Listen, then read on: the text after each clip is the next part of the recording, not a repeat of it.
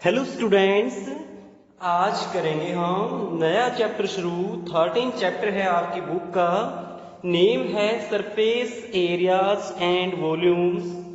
हिंदी में बोले तो पृष्ठीय क्षेत्रफल और आयतन।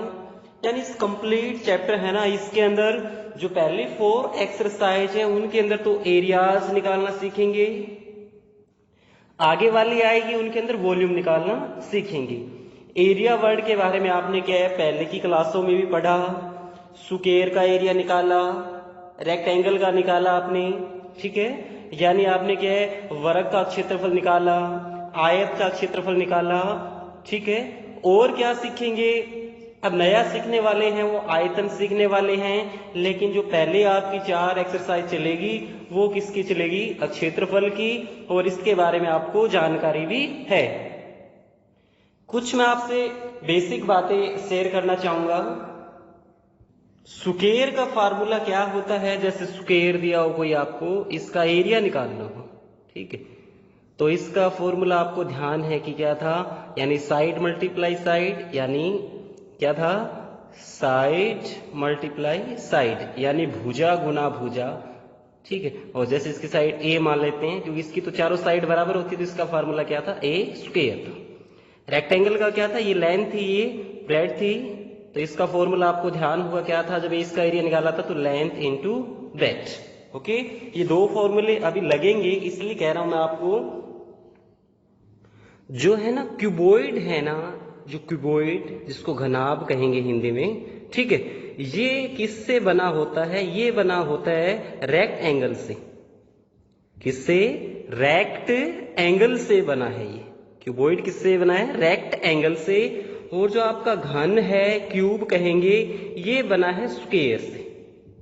किससे, स्क्वायर, यानी स्क्वायर वाली शेप है। जैसे मैं बताता हूं, देखो ये क्या है, जैसे ये कार्ड है, क्या है, कार्ड है, इसको ताश के पत्ते बोलते हैं। इसकी शेप कैसी है, रेक्टेंगल जैसी है, यानी इसकी लेंथ भी है और क्या इसकी ब्रेड्थ भी है। अगर हम इसके ऊपर और पत्ते रख दें, ठीक है, जैसे और पत्ते रख दिए, ओके, कुछ और रख दें, जैसे इस प्रकार से रख दिए, ठीक है।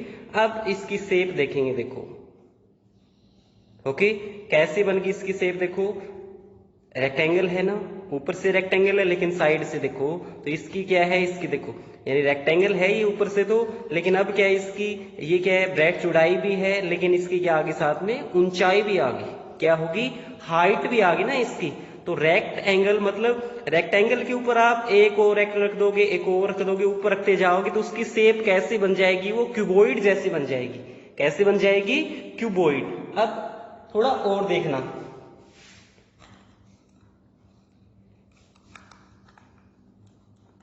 ये देखो, ये डिब्बी है, ताश वाला डिब्बा है ये, ओके। अब इसकी शेप कैसी है, क्यूबॉइड जैसी है। कैसी है, क्यूबॉइड। अब देखना एक बार, इसके अंदर क्या है, लेंथ भी है ना, इसके अंदर क्या है, ब्रेड्थ भी है, चौड़ाई भी है, और इसके अलावा ये देखना, ये क्या है, इसकी हाइट है। क्या है, हाइट। इसका मतलब क्या हुआ कि जो आपका है ना, जो क्यूबॉइड है, जो, ठीक है, यानी जो घनाभ है उसके अंदर 6 फेस हैं, ठीक है, यानी 6 इसकी साइड मिलेगी। देखो आपको 1 है ना, सेकंड फिर ये होगी 1 2 3, ओके, ये कौन सी आपकी 4, ये 5, और ये कौन सी होगी आपकी 6। इसका मतलब क्या हुआ, जो क्यूबॉइड का अगर आप स्ट्रक्चर बनाओगे, बनावट बनाओगे, तो उसके अंदर 6 फेस आएंगे। कितने आएंगे, 6 फेस। और रेक्टेंगल एक का एरिया निकालते हैं तब हमारा फार्मूला क्या है, लेंथ इनटू ब्रेड्थ है। अब देखना एक बार, मैं इसको खोल देता हूं समझाने के लिए। अब ये मैंने इसको खोल दिया, देखो, ओके, आपके सामने है, देखो, समझना है इसको एक बार, फॉर्मूला बनेगा कैसे वो समझेंगे। देखो अब इसके अंदर देखो, ये क्या है, ऐसे बंद था, ठीक है, तो ये क्या थी, लंबाई, और ये क्या थी, चौड़ाई, ओके। तो इसका मतलब क्या हुआ, इसके अंदर 2 लंबाई वाले हैं, 2 क्या है, चौड़ाई वाले हैं, यानी 2 लेंथ वाले फेस आएंगे, 2 कौन से आएंगे, ब्रेड्थ वाले आएंगे, ओके। अब ये देखना एक बार बच्चों, ये क्या है, इधर से ये वाला देखेंगे, ओके। इसके अंदर सिर्फ लेंथ आई है। क्या आई है? लेंथ, लंबाई आई है इसके अंदर। और ये क्या आई है हमारी, देखो ये ऊंचाई आई है। क्या आई है? ऊंचाई। एक बार मैं इस साइड और देखता हूं, ये और देखना एक बार। ये तो क्या आई है? चौड़ाई आई है। और ये क्या है? इसकी हाइट आई है।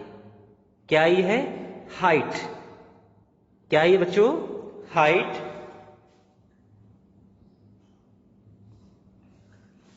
इसका फॉर्मूला क्या बनेगा? देखो एक बार इसको एक बार फिर थोड़ा समझना, एक बार फिर आ जाएगा आपको अच्छे तरीके से। यानी इसको पूरे को खोल दे तो इसके अंदर क्या निकला कि दो तो लंबाई चौड़ाई वाले पोर्शन है, यानी सेम है बिल्कुल। ओके।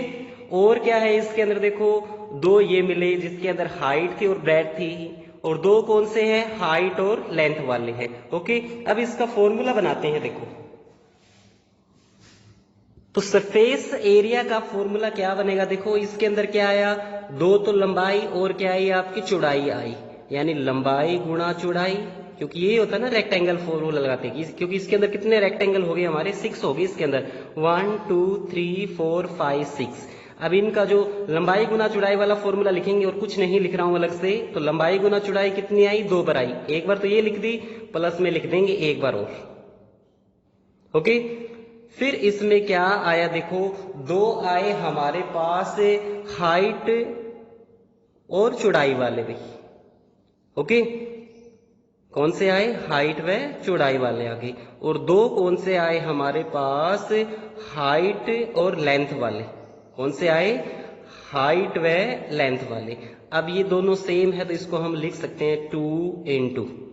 क्या लिख सकते हैं? 2। ठीक है, 2 बार आए है ना, तो इसको लिख देंगे 2 into। ओके। और इसको क्या लिख सकते हैं? ये दोनों बार आए तो 2 into h into b। और इसको भी हम ऐसे कर सकते हैं 2 into h into l। Okay. अब ये 2 भी सभी में कॉमन है तो 2 को भी बाहर निकाल दो। अंदर क्या बच जाएगा वो लिख देंगे l into b plus h into b plus h into l।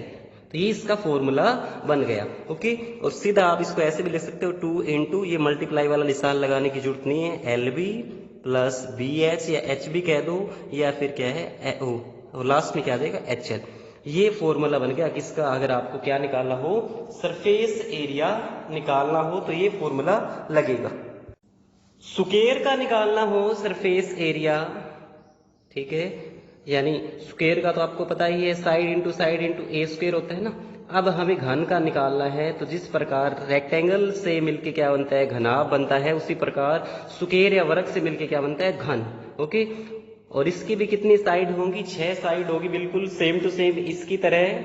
ठीक है, लेकिन सारी की सारी साइड इक्वल मिलेगी आपको, ऐसा नहीं मिलेगा। एक गेम भी होता है जिससे आप पजल गेम खेलते हो ना, वो जिसकी क्या है सारी साइड बराबर होती है, या फिर जिसको लूडो में, ठीक है, जिसके ऊपर नंबर लिखे होते हैं 1 2 3 4 5, वो भी क्या आपका घन है। तो उसका एरिया निकाल लो, यानी सारी साइड बराबर है, तो यानी सभी, यानी ए स्क्वायर प्लस ए स्क्वायर प्लस ए स्क्वायर प्लस ए स्क्वायर, यानी कितनी बार लिख लेंगे? 6 बार।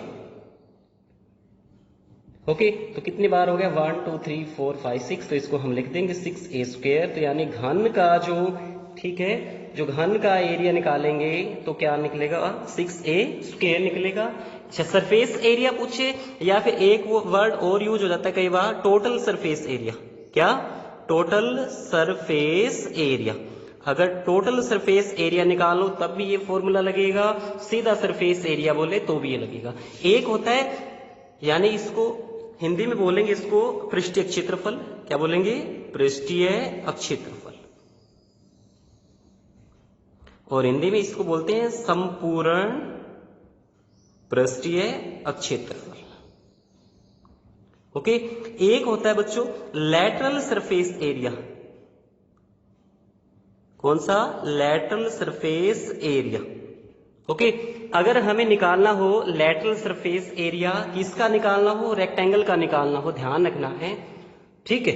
तो उसके अंदर क्या है? 4 साइड ली जाएगी। कितनी साइड ली जाएगी? 4। जैसे एक बार फिर ये देखो, ये वाला फिगर आपके सामने, इसकी 4 साइड कौन कौन सी ली जाएगी? उसमें एक तो इस साइड को छोड़ दिया जाएगा, यानी दोनों ये साइड छोड़ी जाएगी, इसको छोड़ देंगे और इसको छोड़ देंगे। ओके, तो दोनों को छोड़ने का मतलब ये है कि दोनों ये वाली साइड छोड़ेंगे, तो फॉर्मूला जो बच गया वही लिख देंगे। ठीक है, 2 इंटू इसको तो छोड़ना ही है, अंदर क्या बच गया हमारा BH प्लस क्या बच गया HL। ओके, और इधर से अगर इसका निकालना हो लेटरल सरफेस एरिया, पार्श्व पृष्ठीय क्षेत्रफल बोलते हैं हिंदी में, क्या बोलते हैं, पार्श्व पृष्ठीय अक्षेत्रफल। ओके, तो पार्श्व पृष्ठीय क्षेत्रफल ये फॉर्मूला है, और इसका निकालना हो, ठीक है, तो फॉर्मूला क्या लग जाएगा, 4 साइड लेनी है तो इसकी तो बराबर इससे लिख देंगे 4a स्क्वायर।